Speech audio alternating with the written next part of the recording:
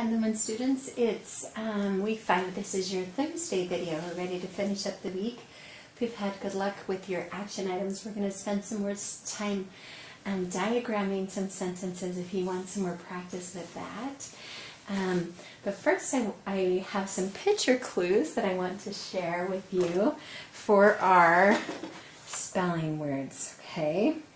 So this is going to kind of be a timed thing, because I don't want to give you too much time looking at the pictures and I'll make it too easy for you, okay? Oops, my iPad plugged in here. It's about to die. So number from 1 to 5, and get ready to look at these 5 pictures and identify which spelling word I was thinking of, okay? With this picture. Are we ready? Number 1. And I'll leave the words up for you as well, students. I'm going to count to 5 in my mind. Okay. This is number 2.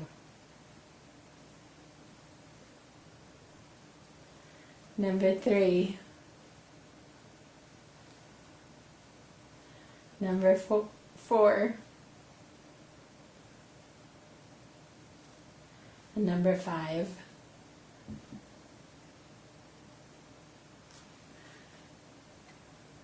Awesome. How did you do, students? I want to tell you about the answers to yesterday's quiz.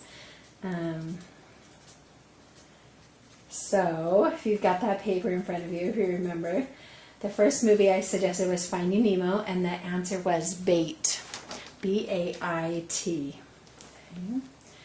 The second movie I mentioned was Tangled, and the word that I wanted you to think of was in, I-N-N, for the I Have a Dream. Number 3 was Rise of the Guardians, and the word that I wanted you to think of was hare. The Easter Bunny is in that movie, and he's a hare. Number 4 was Charlotte's Web, and Wilbur is taken to the fair. And this was the spelling that I wanted you to use, students. I went to the state fair and he entered a competition. Okay. And number 5, in The Lion King, there was a stampede of gnus or wildebeests that killed Mufasa. So G-N-U. How did you do on that, students? Good job. Let me just write down my answers for today. I'll try to remember to tell you on Monday what the answers were. Okay. All right. So we need to work on now some of your action items have to do with diagramming. So I'm going to move our spelling words out of the way if I can, students.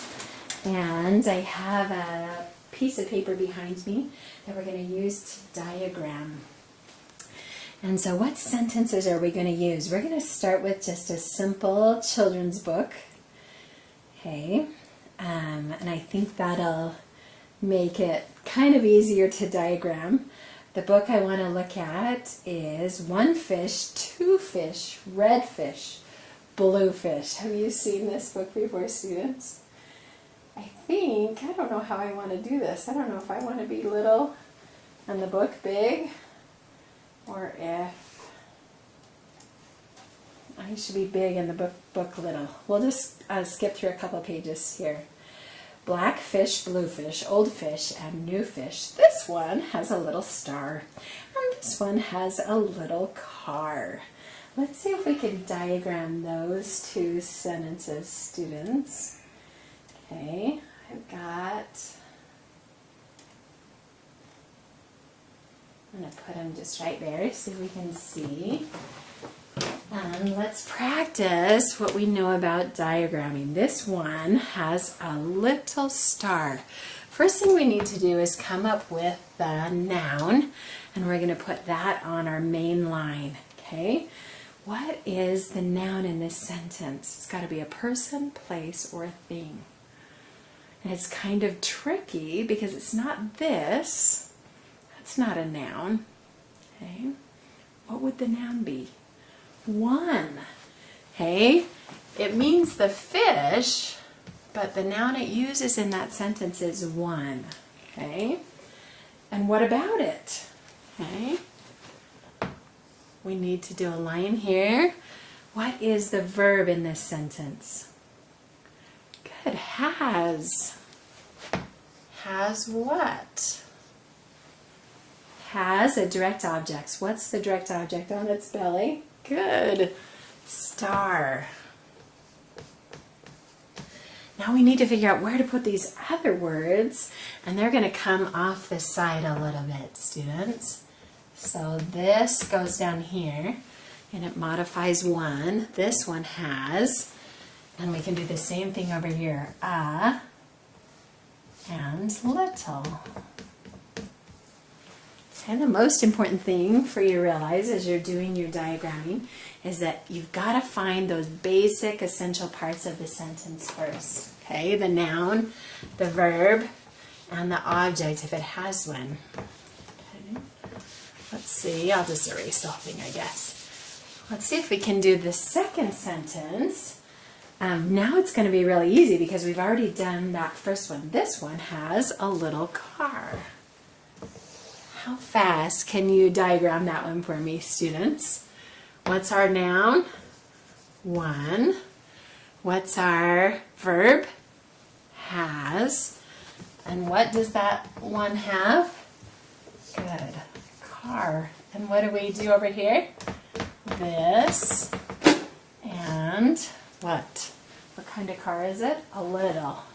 Same as before. I thought I was going to say this one has a nice car. This one has a little car. Okay. Say, what a lot of fish there are. Let's keep going. See if we can diagram some more. Yes, some are red and some are blue. Some are old and some are new. Some are sad and some are glad and some are very, very bad. Why are they sad and glad and bad? I do not know. Go ask your dad. Okay. So look at that first sentence on that page, students. Can you see it? Take a look. Some are red and some are blue. Some are old and some are new. Okay, what is our noun? That's a pretty easy sentence. That's going to be really easy to diagram. What do we need? Some is the noun, isn't it? Are. Okay. And you can pick what the, some are what? Some are red. Guess what? Red is not the direct object. Okay? Did you know that? Red is a description, isn't it? An adjective that describes some. A direct object is something that the noun can do something with. So, for example, he kicked the ball. Okay, the direct object receives the action. Okay, it's a noun that receives the action. So red is not a direct object. So we've got to put the red over here because we're describing some. Some are red. Isn't that interesting? Some are, what else could we put over here? Blue. It's an adjective that describes some. You can think of some more as we continue on with this sentence. Some are, what's another one? Sad, glad, mad, bad. Okay, so we can diagram those sentences. Let's keep going. See if we can find some more. Here's this page. Some are thin and some are fat. The fat one has a yellow hat. So some are thin and some are fat will be diagrammed the same way that we had done before. Let's try to do the fat one has a yellow hat and see what we can come up with. Okay, what's our noun again? What's our subject of the sentence? Okay, it's that big fish, but what word is he using to describe that fish? One. One what? What's the verb? Has. Good. State of being verb. Has what? Now we have a direct object, right? Okay, this is something that is owned by one. Has hat. Where do we put the rest of the words, students? Can you think about where the other modifiers would go? Let's take a look at the sentence again.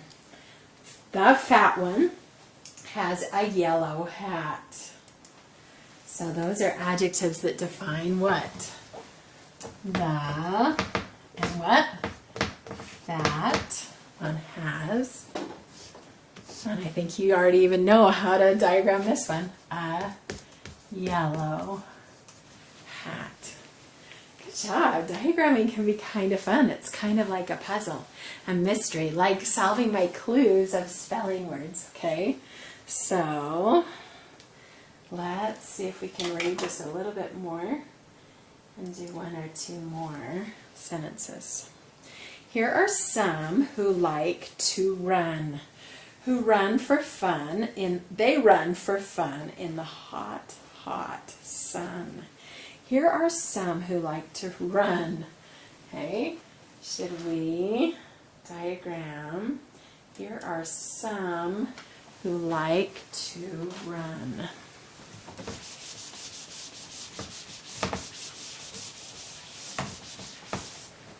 Okay. What have we got? What's our subject?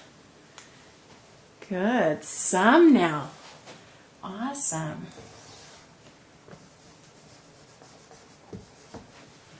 And what about them? What do? They like. Good. To run. I don't know where my to is supposed to go.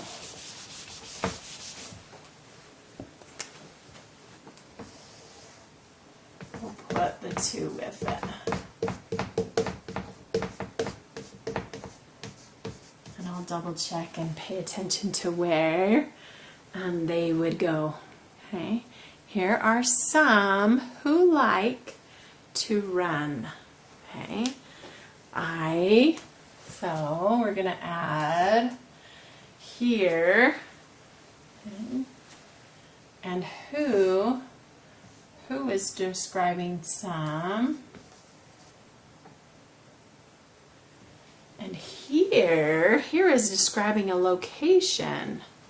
I'm not exactly sure where here goes. Here doesn't define some though.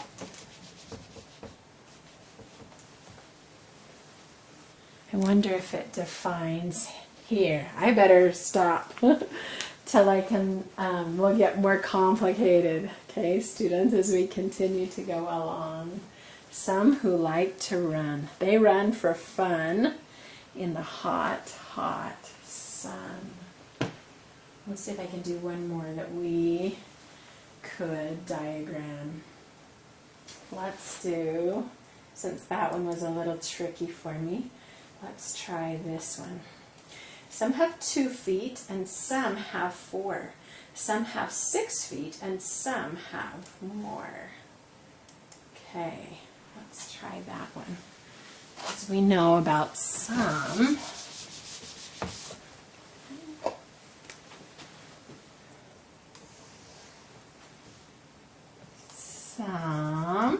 what's our verb? Have. What's our subject?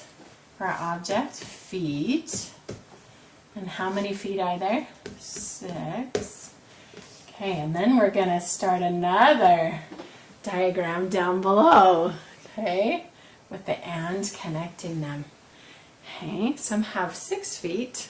What does it say after that? And some have 4. Some is our subject again. Have, and 4 is an adjective, but does 4 go under some? No. Where does 4 go? It's not, there's 4 sums. 4's got to come down here. And we've got an imaginary feet in this sentence, huh? Because it refers to feet, even though it doesn't. It's not there. Some have 6 feet and some have 4 feet. Diagramming sentences can be really fun, students. It can be challenging, and we're going to be learning how to do this together. It's going to be awesome. So you can practice diagramming some simple sentences for your action items. We're going to get more and more complicated as we go along, but for now, if you can just identify your noun and your verb, which is an action or a linking verb, and your subject or your direct object, you're going to be in good shape. We have, so once those action items are in, we have 2 more things that we need to do on our cootie catcher, and then you're going to be done and can play. And we're going to do, for the West, we're going to do some tribes that were in North and South America, and they are the Nazcas. So let me tell you about those, where they're found.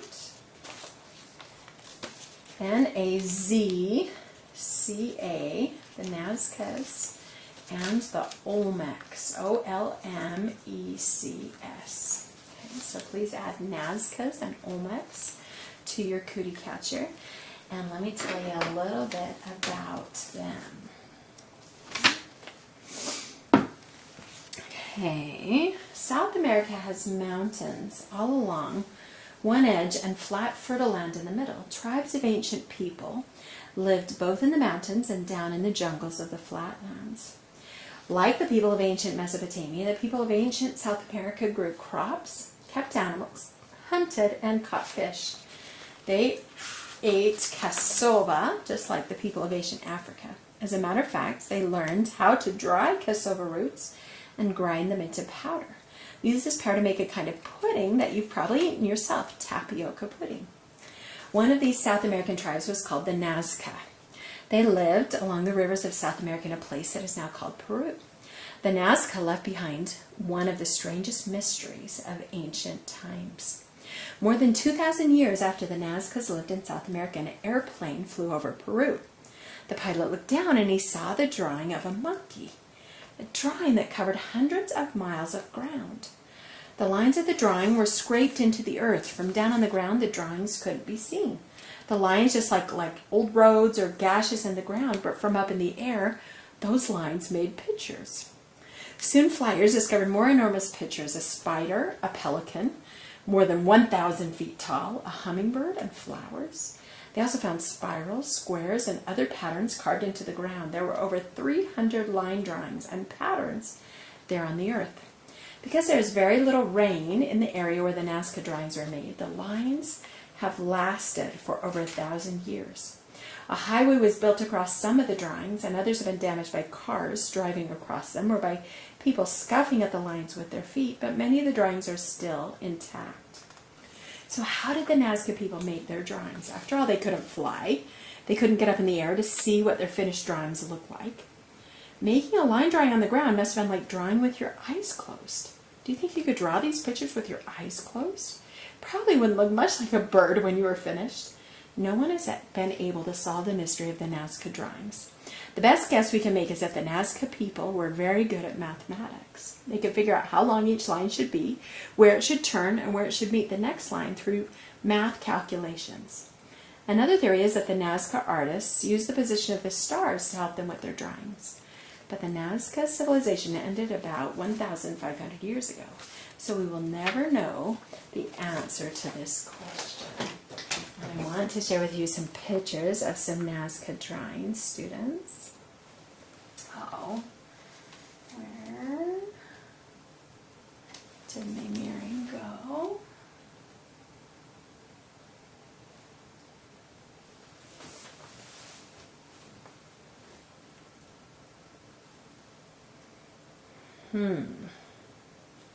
Maybe it's not going to show me on this one. Let's try this one.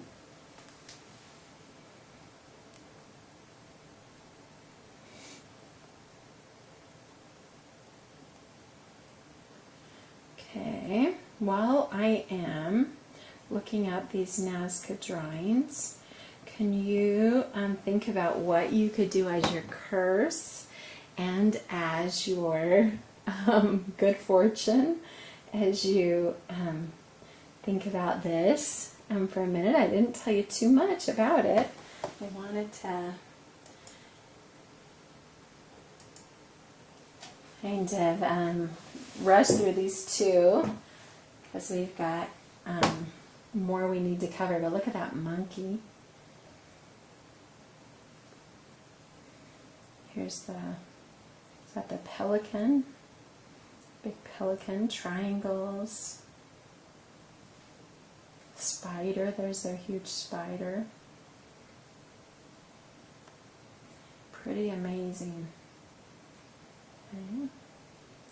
And there's a map of where they are located. Okay.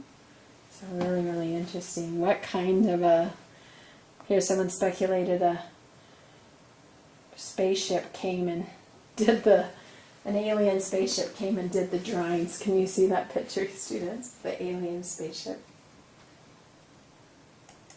Hey, we don't know too much about the Nazca Indians, so what can we do for their curse and their blessing? You have to scratch out lines in the dirt all the days of your life. That would be a curse, wouldn't it? What about a blessing? What would a good thing be? You get to go with the aliens when they come. Aliens didn't really come. I was just trying to think of something funny we could write in this. Maybe that's a curse. The aliens capture you.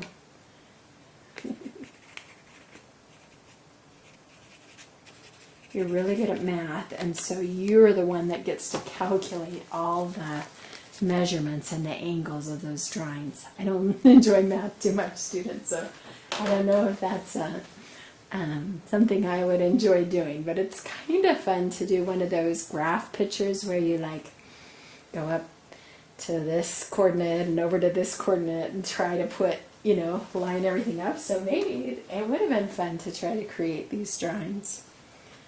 Okay, let's learn about the Olmecs then.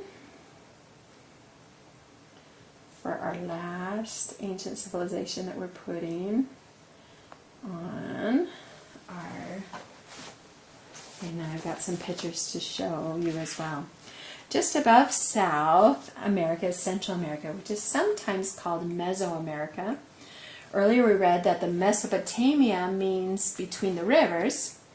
Between Potamia means rivers and Meso means between. Well, since Meso means between, Mesoamerica means between the Americas. So Central America is between North America and South America. Kind of cool. The Olmecs were the first civilization in Central America. They built a big city named San Lorenzo in the country that we now call Mexico. The city stood up on top of a huge hill. The most important people, the leaders, the priests, and the rich men lived up in the city. Poor people and farmers lived down at the foot of the hill on the plain. They grew crops on the plain and sent them up for the important people to eat. If you were an Olmec, it was much more fun to be rich than to be poor. At the center of the city, on top of the hill, the Olmecs built a huge pyramid of dirt and clay. The platform was so high that it could be seen by someone standing miles away. Every single bit of clay that was used to build the pyramid had to be hauled up the hill in baskets. The Olmecs built the dirt pyramid basketful by basketful. careful, just like the Egyptians who build their stone pyramids by hauling stone blocks up one by one. Up on top of this clay and dirt pyramid, the Olmecs built a temple to their gods. We don't know what the Olmec gods were called, but we know what they looked like. One was a snake with feathers, another was half human, half jaguar, and the third was a dwarf-like creature who lived in waterfalls. The temple of the Olmecs disappeared long, long ago, but the statues that stood around the temple still exist. They aren't statues of people, they're just statues of heads. The Olmec heads are probably sculptures of important rulers, but none of these stone rulers has a body. The head sits directly on the ground, as though an enormous stone person had been buried in the dirt up to his neck. And the heads are enormous, as big as 9 feet tall.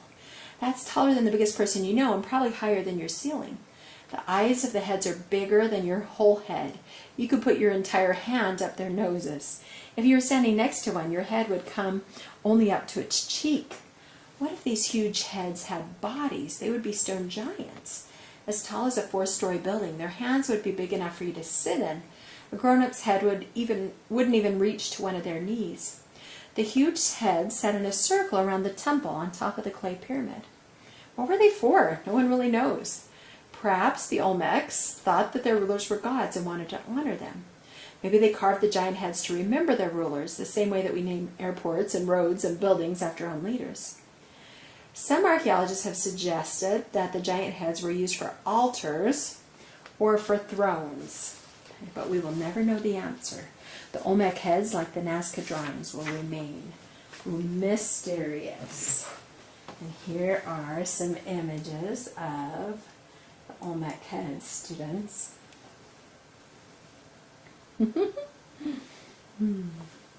That's fascinating. So with these last two mysterious civilizations, we've got to make up a lot more of our own information to share. I like this one that shows a person standing by the head, so you can kind of get a really good visual of how big they actually are. So what do you want to do, students, as your final curse and blessing? You get sacrificed on top of an Olmec head. When they talked about an altar, let's think about sacrifices happening on altars. So maybe they did some blood sacrificing. And what would something good be that happened? You get to live on top of the pyramid and have everyone bring you your food each day. And have everyone carry food to you. That doesn't sound too bad. You get to spend your whole life carving the eye of this head.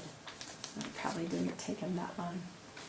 Okay, students, when you're done, then you can open it up and put your fingers in there.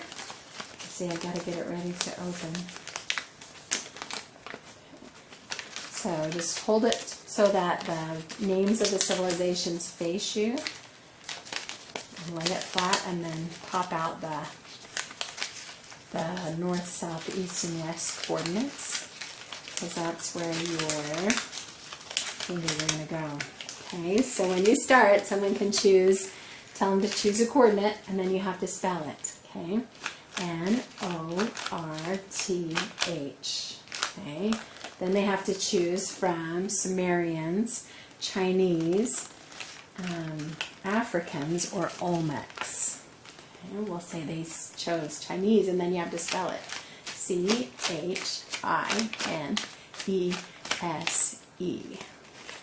Okay. Now they have to choose Persians, Babylonians, Nazcas, or Indians. Okay. And then I lift, and I choose what their curse or their blessing is, depending on if I like them or don't like them that day. All your gold just got stolen. Or you can walk and have a picnic in the hanging Babylonian gardens. Okay, and you will be able to remember what we've learned about the ancient civilization, students, as you play with these cootie catchers and as you work on your, as you play with this cootie catcher. We're going to do another history project that I wanted to tell you about just in conclusion. You're going to be choosing, students, thing that you want to research about for our next research. We're going to be getting a little bit more into the Egyptians and spending some more time with them. So I need you to choose for the little students. You can choose if you want to research pyramids, mummies, pharaohs, or regular citizens. Okay, we're going to have 4 groups. What interests you the most? Do you want to learn more about pyramids? Do you want to learn more about mummies? Or pharaohs? Or just regular, the daily life of regular citizens? Those are your 4 areas to research, students. If you want to start thinking about those 4 things, we're going to be creating a cartoon where you teach us how to build a pyramid. Or how to make a mummy. Your third cartoon, if you choose this category, would be how to live like a pharaoh. Or your final category would be how to walk like an Egyptian. Okay? How to live like a regular Egyptian person. And I'm going to talk to you about how we're going to be making those cartoons as we get a little bit further into this research project next week. But I want you to start doing some research on that, okay, students? So start looking at those topics on the internet. Go to the library and find some books related to that. And we will talk more about how you're going to make the cartoons that teach us about that as we continue next week. Thanks so much for joining us.